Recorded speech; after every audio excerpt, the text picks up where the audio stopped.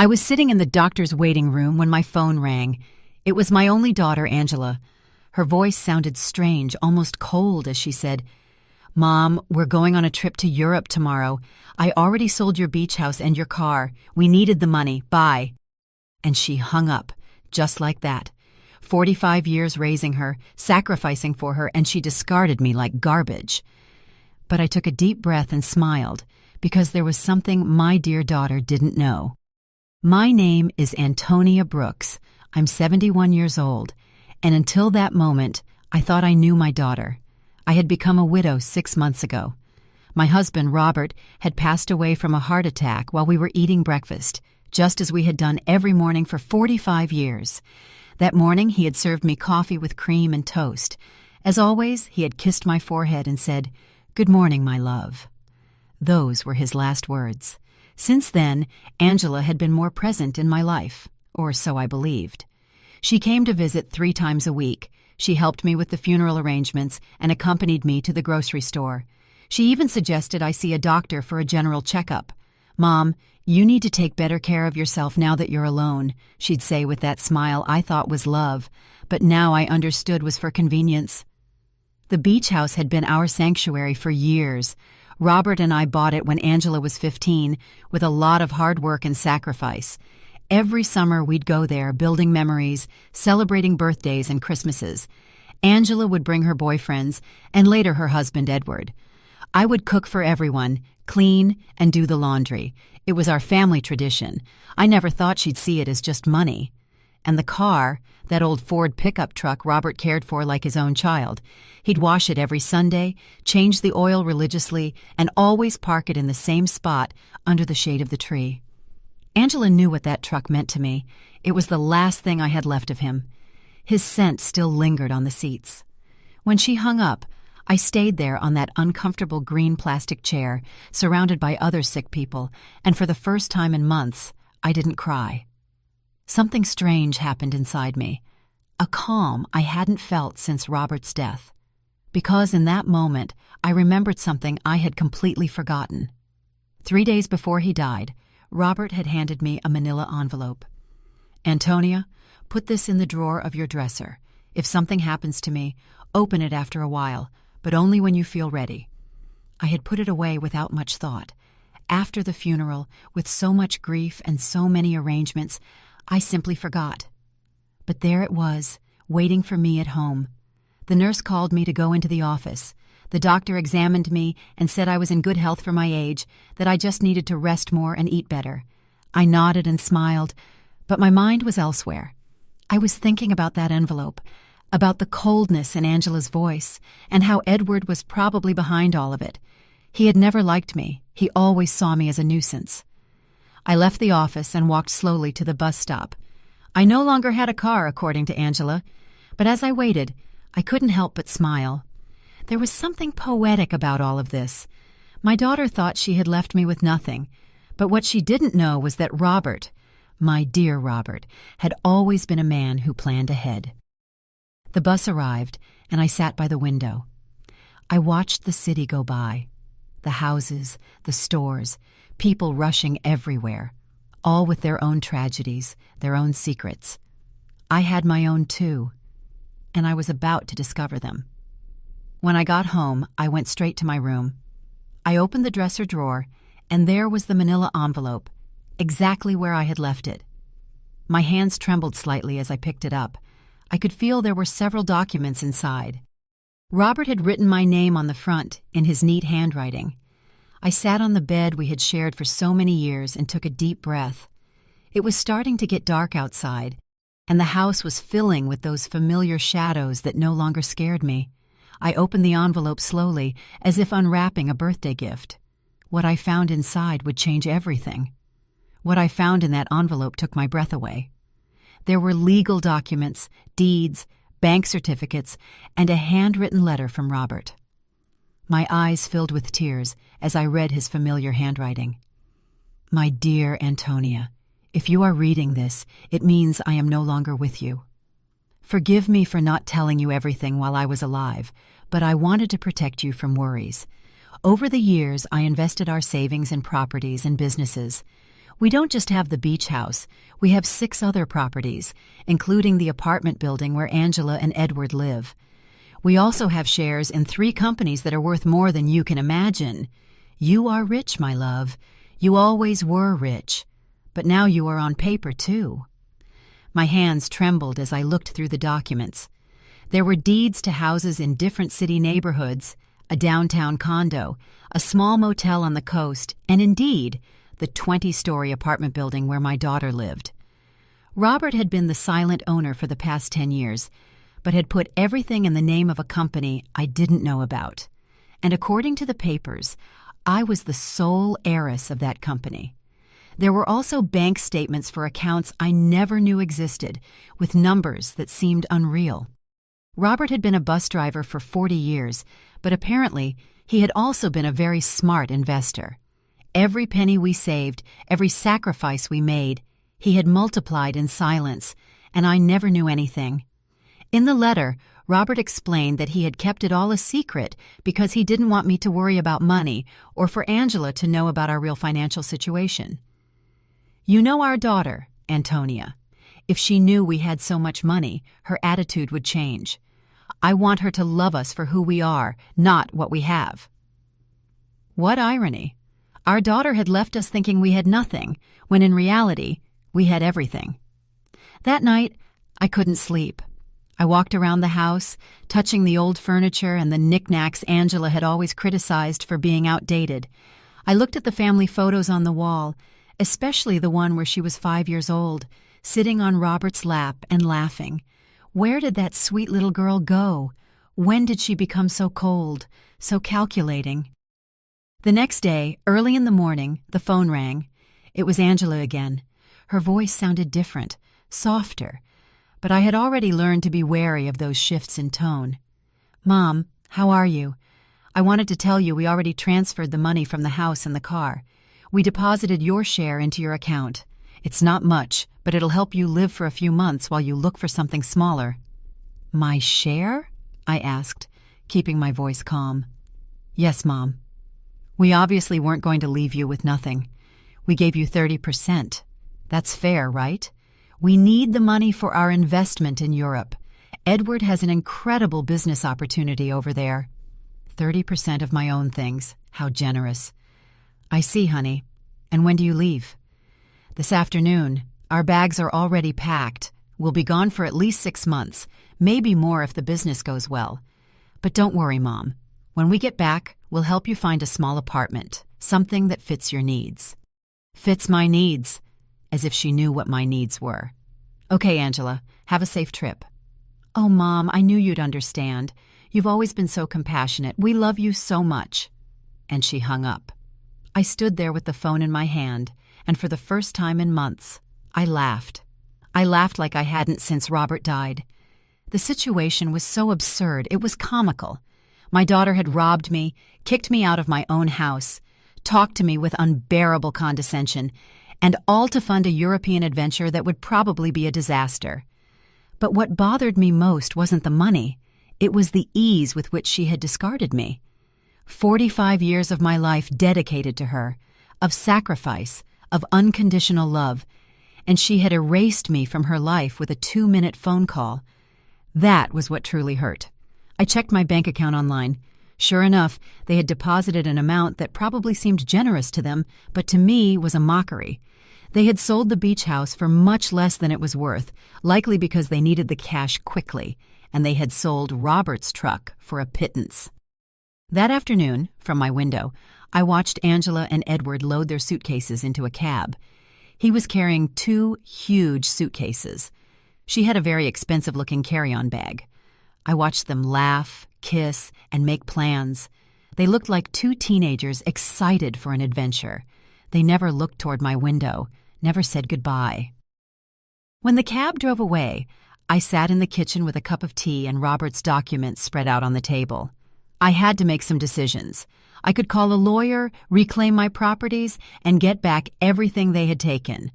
But something told me there was a better way to handle this, a more educational way.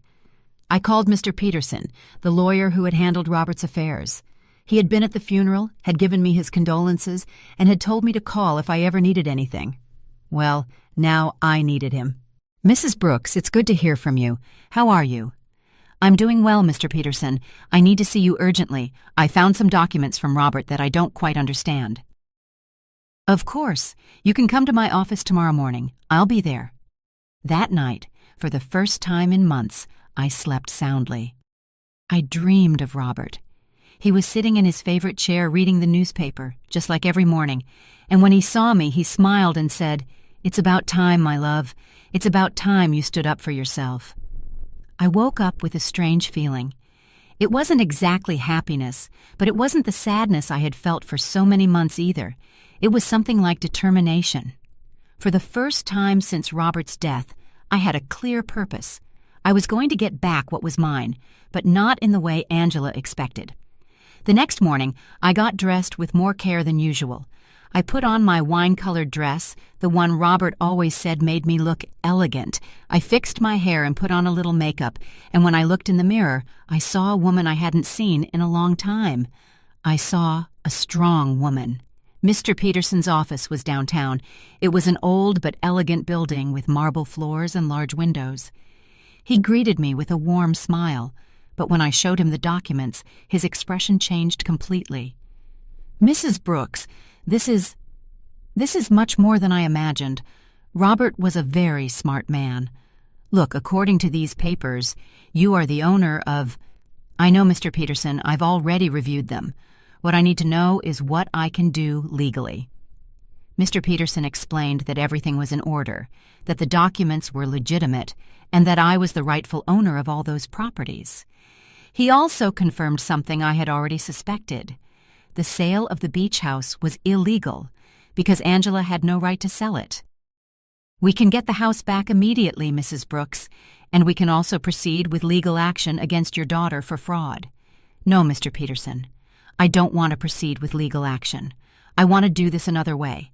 I want everything to remain a secret for now. Can you help me?" He looked at me with curiosity, but he nodded. "Of course. You are my client. What do you need?" "I need you to discreetly get the beach house back, do what is necessary to nullify that fraudulent sale, and I need you to help me gain real control of all my properties, especially the building where my daughter lives." "I understand. It will be a process that takes a few weeks, but it's completely feasible." "Perfect. And Mr. Peterson, I need no one to know I am behind all of this, at least for now." When I left his office, I felt as if I had woken up from a very long dream. I walked through the downtown streets, watching the people, the buildings, the life that was going on as normal. But for me, everything had changed. I had a plan. The following weeks were the strangest of my life. Officially, I was a poor widow who had been abandoned by her daughter, but in secret, I was a rich woman silently orchestrating the recovery of my assets. Mr. Peterson worked efficiently, and every few days he would call me with updates on the progress of the legal proceedings. I decided to stay in my house for the time being. It was mine, after all, although Angela probably expected me to move into a single room. Every morning I would wake up, have breakfast at the same table where Robert and I had shared so many years, and then go for a walk in the neighborhood. The neighbors would greet me with that mix of pity and curiosity they reserve for recent widows. Aurora, my lifelong neighbor, came up to me one afternoon while I was watering the plants in the front. "Antonia, dear, is it true that Angela went to Europe and left you all alone?" "Yes, Aurora. She went with Edward. They have business plans over there." "And how are you going to live, sweetie? We all know Robert didn't leave much money." "If you only knew," I thought. "Don't worry, Aurora. I'll be fine." "Do you need anything? I can bring you some food, help you with groceries?" "You're very kind, but I'm fine, really." Aurora looked at me with that expression I knew well. It was the same look I had received after the funeral, compassion mixed with a little relief that it wasn't her tragedy. "Well, you know where to find me if you need anything." These conversations were constantly repeated. The butcher, the baker, the lady at the corner store, everyone spoke to me with that soft tone they use with the unfortunate, and I would nod, smile, and thank them for their concern, but inside, a part of me enjoyed this performance. It was like living a double life. Mr. Peterson called me one Wednesday morning. "Mrs. Brooks, I have good news. I was able to nullify the sale of the beach house. The buyers didn't know the sale was fraudulent, so they got their money back without any problems. The house is yours again." "Excellent, Mr. Peterson. And the building where Angela lives?" "That one is more complicated. Technically, you've always been the owner through the company, but we need to make some administrative changes so that you have direct control. That should take another 2 weeks." "Perfect. Keep me informed." After hanging up, I sat in the kitchen with my coffee and thought about Angela. She had been in Europe for 3 weeks, and I hadn't heard anything from her. Not a call, not a message, not even a postcard. To her, I had ceased to exist the moment she got the money she needed, but I knew that was going to change soon. I decided to visit the beach house. I took the bus to the coast, the same route Robert and I had taken hundreds of times. The house was exactly as I remembered it, small, painted cream-colored, with a porch overlooking the ocean. The new owners had put some potted plants on the steps, but other than that, everything was the same. I sat on the curb across the street and looked at it for an hour. I remembered summer afternoons when Angela was little, running on the beach and building sandcastles, Robert grilling fish on the barbecue while I made salads in the kitchen, Angela bringing friends, then boyfriends, then Edward, all those happy moments that she had reduced to a simple commercial transaction. An older gentleman came out of the house and saw me sitting there. He approached me with curiosity. "Are you okay, ma'am?" "Yes, thank you. I'm just remembering. I knew the former owners." "Yes, I knew them very well. What a shame about what happened. They told us the elderly lady was very sick and needed to sell fast. We thought it was a steal, but it turns out the sale wasn't legal. We had to give the house back." "Did you know them personally?" "No. We did everything through intermediaries, but they told us the daughter was handling everything because the mother couldn't." What a sad situation. If you only knew how sad it really was, I thought. "Well, I'm glad you didn't lose your money." "Yes, luckily everything worked out well, although now we have to look for another house. We liked this one a lot." I left there with a heavy heart. It wasn't just the money that hurt. It was the ease with which Angela had lied about me. She had made up a story about my illness. She had used my supposed vulnerability to justify her actions. To her, I wasn't a person with feelings, but an obstacle that had to be removed. That night, I called Mr. Peterson again. "Mr. Peterson, I need you to help me with something else. I want to get Robert's truck back too." "That will be more difficult, Mrs. Brooks. The truck was in your name, but your daughter had a power of attorney that allowed her to sell it. How is that possible?" "Apparently, you signed that power of attorney a few months ago, after your husband's death. Don't you remember?"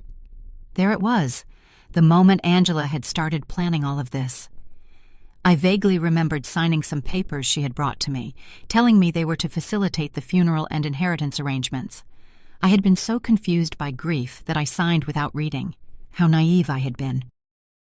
"I understand, Mr. Peterson. Is there any way to get it back?" "We can try, but it will be more complicated. We would need to prove that you signed that power of attorney under deception or coercion." "Let's do it. I want to get back everything they took from me." Over the next few weeks, I developed a strange routine. In the mornings, I was the poor widow everyone knew. I would go out to buy necessities, talk to the neighbors, and keep up appearances. But in the afternoons, I became a businesswoman. I would study Robert's documents, talk to Mr. Peterson, and plan my next move. I learned things about finance I never thought I would need to know. I discovered that Robert had been much smarter than I thought. Every one of his investments had been carefully calculated. The building where Angela lived, for example, wasn't just profitable from rent. It was in an area that was rapidly appreciating. I also discovered that Edward, Angela's husband, had a lot of debt. He had taken out loans using the apartment they lived in as collateral, not knowing he wasn't the real owner.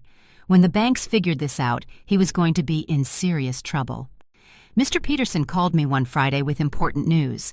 "Mrs. Brooks, we've finished all the paperwork. You now have total control of all your properties. I also got Robert's truck back." The buyer turned out to be an acquaintance of mine, and when I explained the situation, he agreed to return it in exchange for a small compensation. "Excellent work, Mr. Peterson. Now I need you to help me with one more thing. I want you to send a letter to my daughter." "What kind of letter?" "An eviction notice." There was silence on the other end of the line. "Mrs. Brooks, are you sure you want to do this?" "Completely sure. She decided I wasn't important in her life.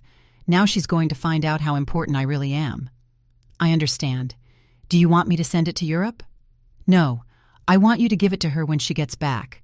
I have a feeling it's going to be very soon." I wasn't wrong. That same afternoon, Aurora came running to my house with fresh neighborhood news. "Antonia, did you know that Edward is in trouble with the bank? My brother-in-law who works there told me they're investigating some loans he took out using the apartment they live in as collateral, but it turns out the apartment isn't his." "Really?" "Yes. And it seems Angela didn't know anything. They're saying she's going to have to come back from Europe to sort out this mess. What a complicated situation." "Yes, and the worst part is, apparently, Edward lied to her about the business in Europe. There was no business. He just wanted to escape the debts he had here." Perfect. Everything was working out exactly as I had expected. Angela had trusted Edward, had sacrificed her relationship with me for him, and now she was discovering that he wasn't the man she thought he was. That night, I sat on the porch with a cup of tea and looked at the stars. Robert used to say that the stars were the souls of people who had lived a full life, watching over their families from the sky. If that was true, then he was up there, watching his plan unfold perfectly. "Thank you, my love," I said to the sky. "Thank you for taking care of me, even after your death." The next day, Mr. Peterson called me early. "Mrs. Brooks, I have some news. Your daughter just arrived in the country. She's at the airport alone." "Alone?" "Yes, apparently Edward stayed in Europe. There are rumors they had a very big fight." "I see. Did you send the letter?" "I'm going to send it today. She should receive it tomorrow." I hung up the phone and stood there in the kitchen, feeling a mix of nervousness and anticipation. After so many weeks of silent planning, the moment for the first real move had finally arrived. Angela was about to discover that her mother was not the defenseless victim she believed. Angela arrived at her apartment on Tuesday night. I knew this because Aurora, who seemed to have informants throughout the neighborhood, came to tell me the next day. "Antonia, your daughter came back last night. I saw her go in with one suitcase, but she looked terrible, pale, with dark circles under her eyes, as if she had been crying the whole flight. Alone, completely alone. And something strange, Antonia, when the doorman asked her for the keys, she didn't have them. She had to ask the superintendent to let her in with the emergency copy." Interesting. Edward had the keys, which meant he had probably decided not to come back. Or maybe Angela had discovered something about him and had fled. In any case, my daughter was back, and very soon she would receive my little welcome gift. Mr. Peterson called me that same afternoon. "Mrs. Brooks, the letter was delivered an hour ago. The doorman confirmed that your daughter received it in person." "Perfect. How long did we give her?" 30 days to vacate the apartment as per legal standards. "But Mrs. Brooks, are you sure you want to do this? She is your daughter, after all." "Mr. Peterson, my daughter kicked me out of my own house with a 2-minute phone call. She sold my things without asking. She treated me like garbage. Now she's going to learn that actions have consequences." "I understand. I just wanted to make sure you had considered all the implications." "I have considered them, Mr. Peterson. All of them." That night, I couldn't sleep. I stayed awake imagining Angela's face when she read the letter. The initial confusion, then the disbelief, then the panic. She would probably think it was a mistake, that someone was trying to scam her. But when she called to verify, she would discover that everything was completely legal. The next day, As if she had been waiting for my call, the phone rang at 8 in the morning. It was Angela, and her voice sounded desperate. "Mom, I need to talk to you urgently." "Good morning, honey. How was Europe?" "Mom, I don't have time for that right now. I received a very strange letter yesterday. It says I have to vacate my apartment in 30 days. It must be a mistake, right? Do you know anything about this?" "An eviction notice. How strange. From whom?" "From a company I've never heard of. It's called— Wait, let me find the letter. Robert Investments, Inc. Do you know this company?" Robert had used his own name for the company. How poetic. "No, honey, I've never heard that name." "Are you sure the letter is legitimate?" "That's what I want to find out. Mom, I need you to help me. I don't know what to do. Edward left me in Europe. He ran off with another woman, and now I come back to this. I don't understand what's happening." There was the confirmation. Edward had abandoned her, probably when the money ran out, or when he realized that the legal problems at home were more serious than he thought. Poor Angela. She had sacrificed her family for a worthless man. "I'm so sorry, honey. Where are you now?" "I'm in the apartment, but I don't know for how long. Mom, can I come see you? I need to talk to someone. I don't have anyone else." The irony was perfect. Now that she was left without the man for whom she had abandoned me, she remembered she had a mother. "Of course, honey. Come over whenever you want." "I'm on my way." I hung up the phone and looked at myself in the mirror. I had to be perfect for this performance. I put on my most conservative gray dress, tied my hair in a simple bun, and practiced my expression of a worried but resigned mother. When Angela arrived, she would see exactly what she expected to see: a poor, vulnerable widow who had been abandoned by her own daughter. Angela arrived an hour later. When I opened the door, I was surprised at how bad she looked. She had lost weight, had deep circles under her eyes, and her expensive clothes looked wrinkled and unkempt. Her eyes were red from crying. "Mom," she said, and for a moment I thought she was going to hug me, but she stopped, as if she suddenly remembered how things had ended between us. "Come in, honey. Do you want some coffee?" "Yes, please." We sat in the kitchen, at the same table where I had read Robert's documents weeks ago. Angela looked small in that chair, lost, just like when she was a child, and came to tell me about her school problems. "Mom, I'm so sorry for the way I left. I know I didn't treat you well." "It's in the past, honey." "No, it's not. I treated you badly. I said horrible things, and now—" her voice broke— "now I have no one." "What happened with Edward?" "He left with a 25-year-old hotel waitress in Paris. It turns out there was never any business in Europe. It was all a lie.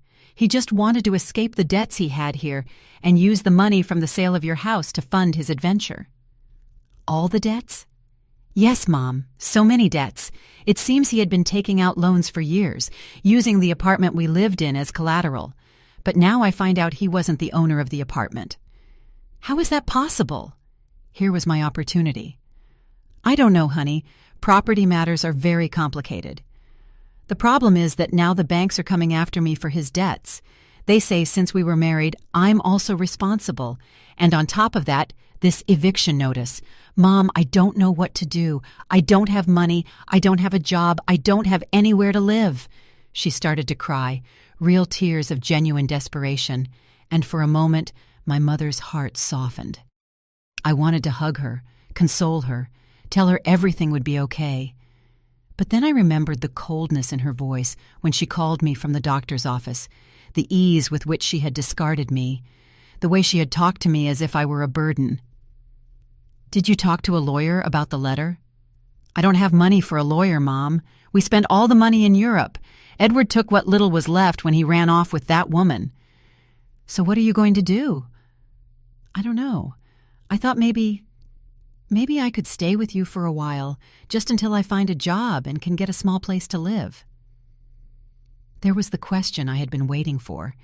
After kicking me out of my own house, after selling my things, after treating me like garbage, she now wanted me to rescue her. She wanted the poor widow she had created to save her from the consequences of her own actions. "Of course, honey.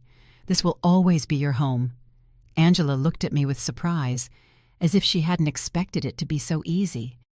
"Really, Mom, after everything that happened?" "You are my daughter, Angela. That will never change." She got up, and this time she hugged me. It was a desperate hug, from someone drowning and clinging to the only thing they can find. I hugged her back too, but not with the unconditional love from before. Now there was calculation in my embrace. Strategy. "Thank you, Mom. I promise I'll find a job soon. I won't be a burden." "Don't worry about that now. Rest, recover, and then we'll see what your options are." Angela left that afternoon to get some things from her apartment. I stayed in the kitchen, thinking about how easy it had been. She had come to me exactly as I had planned, broken, desperate, with no options, and best of all, she suspected nothing. To her, I was still the poor, abandoned mother who needed her compassion. But this was only the first part of my plan. Having her live with me would give me the perfect opportunity for the next phase. I was going to let her settle in, feel safe, and believe she had found a refuge in my house. And then, when she least expected it, I was going to teach her the difference between being poor by choice and being poor by consequence. That night, I called Mr. Peterson. "Mr. Peterson, I need you to do something else for me." "Tell me, Mrs. Brooks." "I want you to investigate Edward's debts. I want to know exactly how much he owes, to whom, and what legal options I have to separate them from my daughter." "That will take time, but it's feasible." "Perfect. And Mr. Peterson, I want you to keep this in absolute secret. No one can know I am behind this investigation." "Of course, Mrs. Brooks. May I ask what your final plan is?" "My plan, Mr. Peterson, is very simple. I'm going to save my daughter, but first, she has to understand what it truly means to hit rock bottom." When I hung up, I poured myself a glass of the wine Robert had been saving for special occasions. It had been a long time since I'd had a special occasion like this one.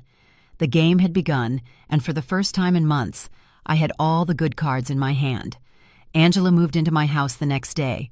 She arrived with 2 suitcases and a cardboard box, all that was left of her previous life.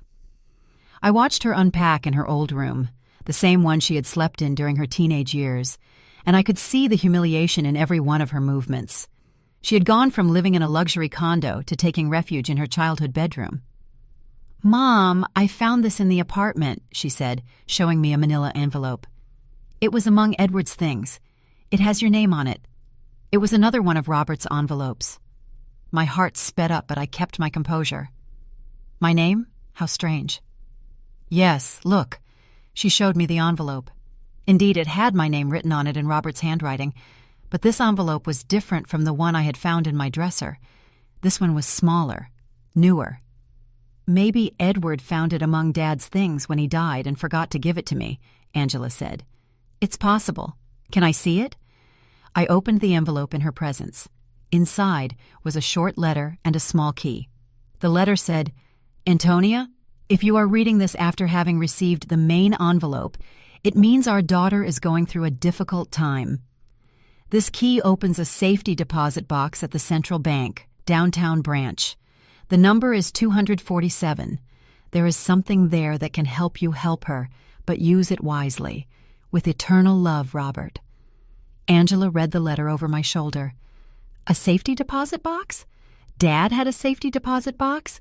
I had no idea. "I didn't either," I lied. "Your father never told me about this. Do you think we should go see what's in there?" "I don't know, honey. Maybe it's better to leave things as they are." "But, Mom, maybe there's something important in there, documents, or, I don't know, maybe something valuable that can help us." The desperation in her voice was palpable.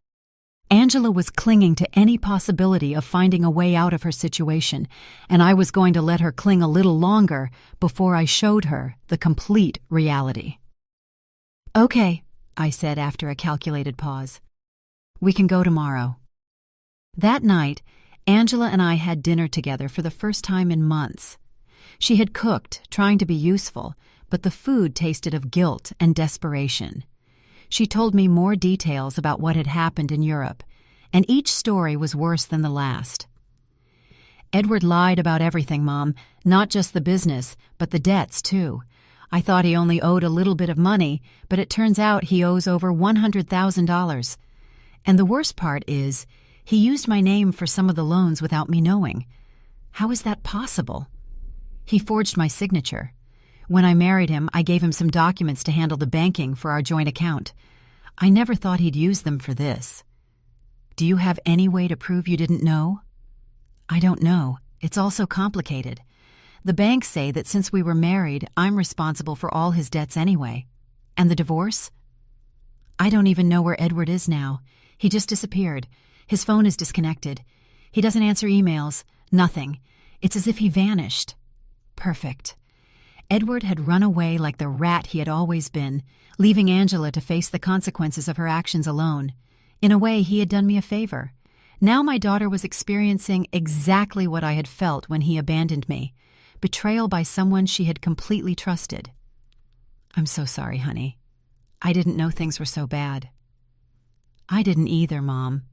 I thought Edward loved me, that we were going to build something together, but it turns out I was just an easy way for him to get money and documents. Angela started to cry again. How could I have been so stupid? How did I not realize who he really was?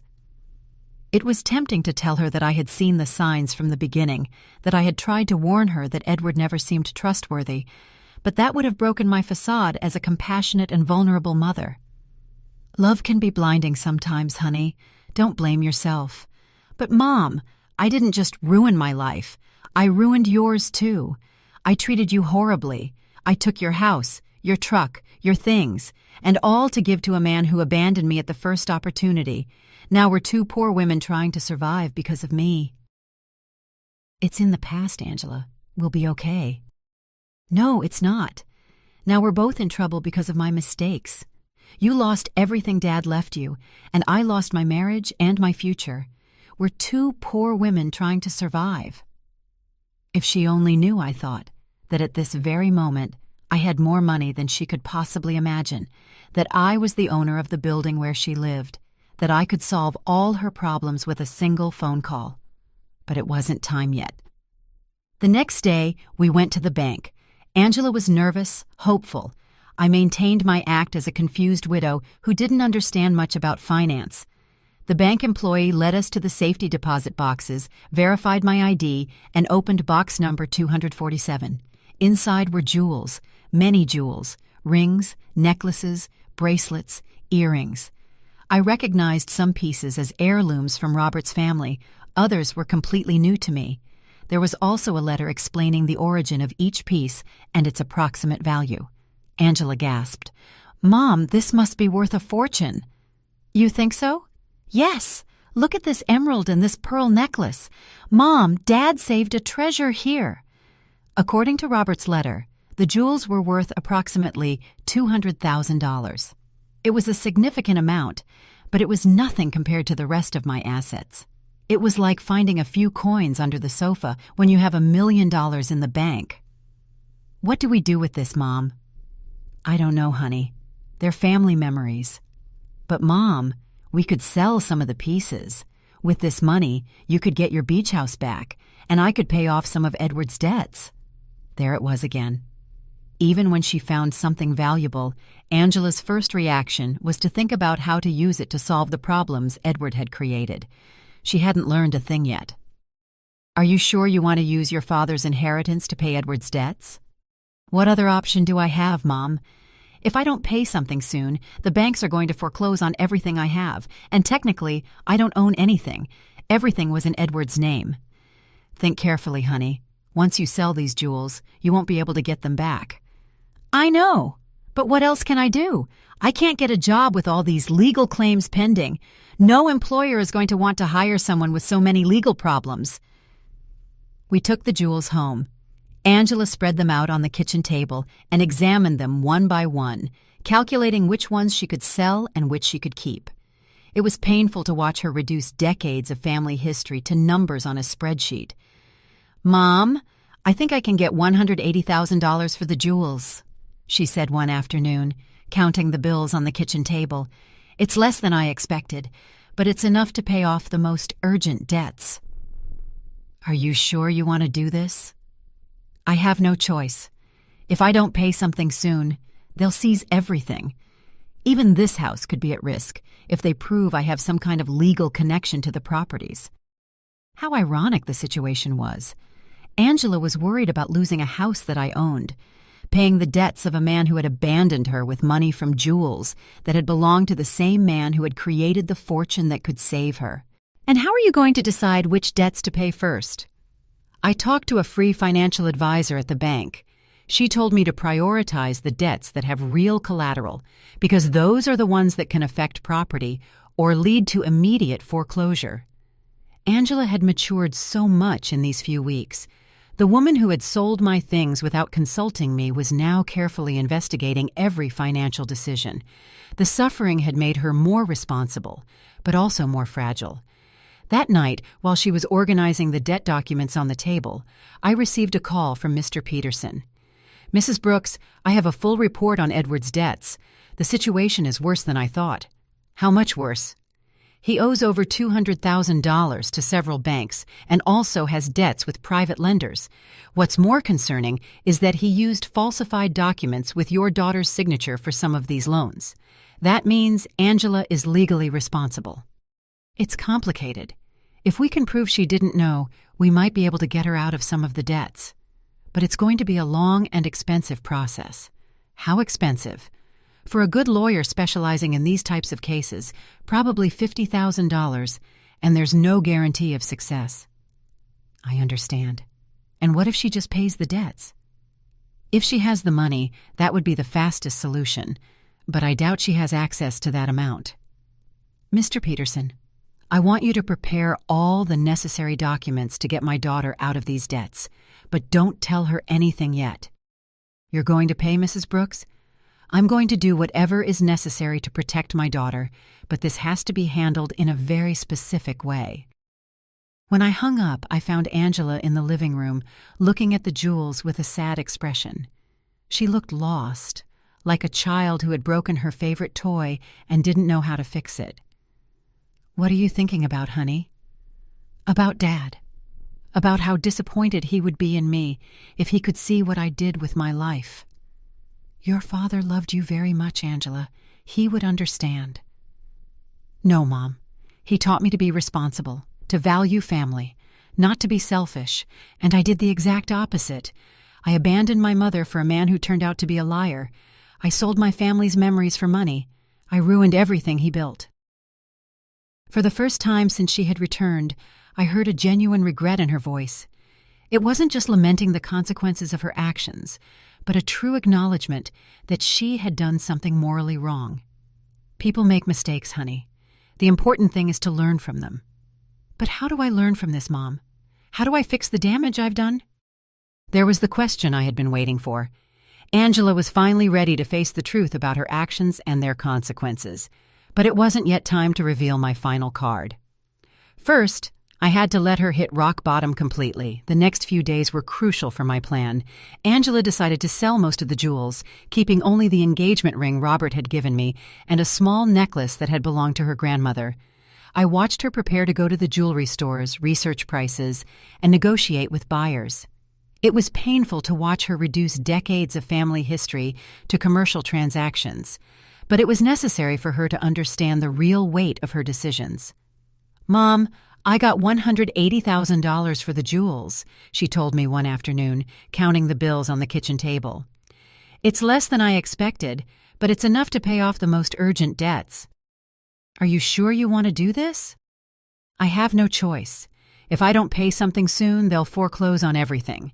Even this house could be at risk if they prove I have some kind of legal connection to the properties. How ironic the situation was. Angela was worried about losing a house that I owned, paying the debts of a man who had abandoned her with money from jewels that had belonged to the same man who had created the fortune that could save her. And how are you going to decide which debts to pay first? I talked to a free financial advisor at the bank. She told me to prioritize the debts that have real collateral because those are the ones that can affect property or lead to immediate foreclosure.